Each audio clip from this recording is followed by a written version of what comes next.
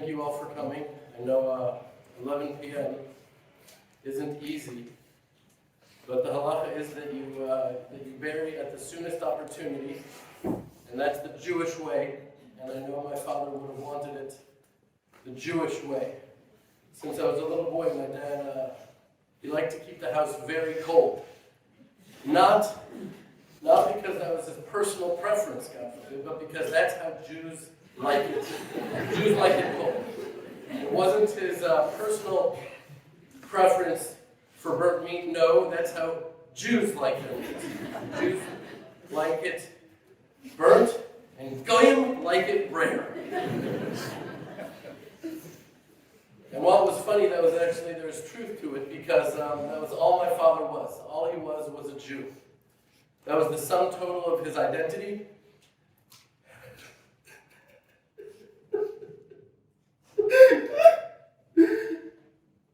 And all he cared about was Israel, the Jewish people. That was it.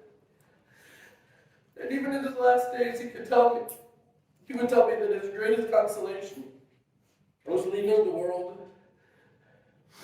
and being gathered into his fathers and gathered into his people. That's where you're going right now, Dad. Since I was a little boy, I dreaded this moment. Mere thought of my father leaving the world would immediately bring me to tears, because I couldn't imagine a world without my father. He was my best friend. When I was a little boy, he came home from work. And we had our own little ritual. I would yell out, "Beat me senselessly!" And he would run after me and hug me and kiss me and tickle me, and then he would say, "I love you more than life itself. I love you as if you were my own son." And then I would say, "But I am your own son." I actually think the reason I'm so often overcome with such immense love in my heart, crippling love, my beloved wife Shana knows this, it's overwhelming, for my family, for Am Yisrael, for just humans, for people. It's because of the constant flow of overwhelming love from my father, and that created my heart into this vessel that had the capacity to have such immense love. And while there's a price to pay for that, it's worth it. And he wasn't only my best friend, but I was his, and he didn't need to tell me that. I saw it and I knew it. I don't remember him going out with his friends ever. I mean, he had many friends, but they never hung out, because he wanted to be with me, with really all of us, but he somehow made all of us feel like we were an only child. And if I wanted to hang out with my friends, he would take all of us out, and he would pay for the tickets and the popcorn and whatever he needed to do to buy his way in to just being with me. If he was going to the grocery store, he would always take me. He would always say, "It doesn't matter where we're going, as long as we're going together. As long as we're together." And in the final days, actually, of his suffering, there was a time that he was so confused and disoriented. And he was saying, "Where am I? Where am I?" And I said to him, "It doesn't matter where you are, as long as we're together." And right now, that's actually more true than ever before. And he wasn't only my best friend, he was also my hero. I remember when I was a little boy, I told him how much I wanted to have diabetes. Because if he had diabetes, I wanted diabetes. And he told me there's other attributes that he had that's better to emulate.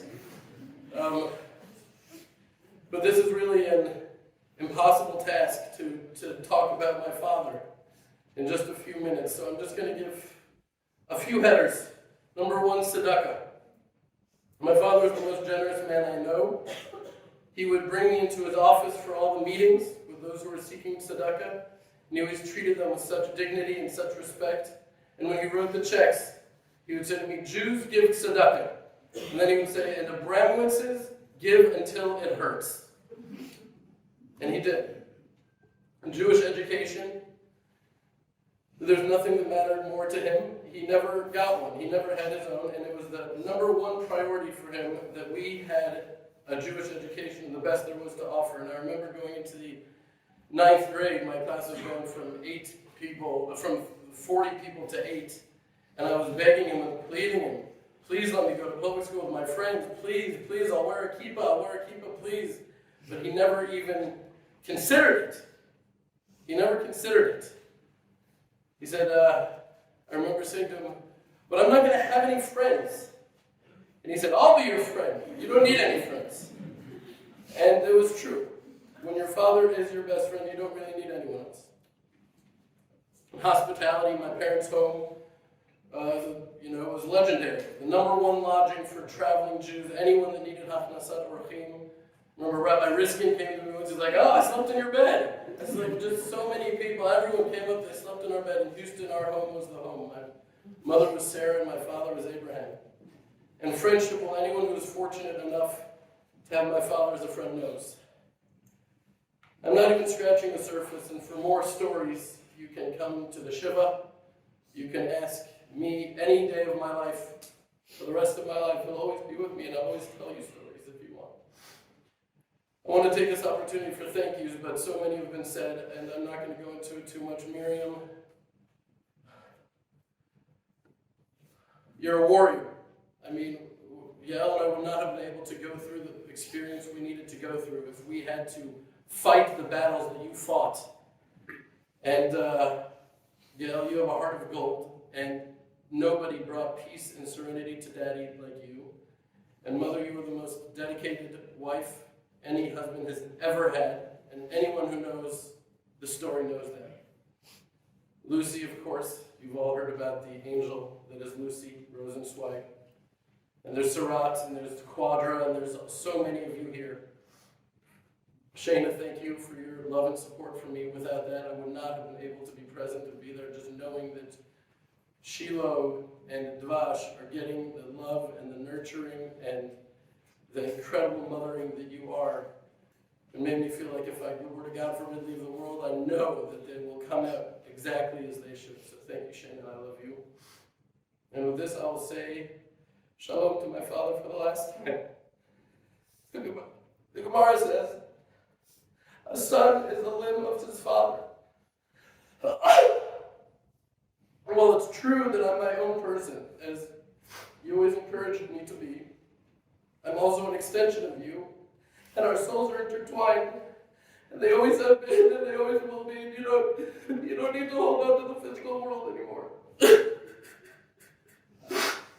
You have your work cut out for you now, arguing the case for Am Yisrael in the highest realms because we need it now.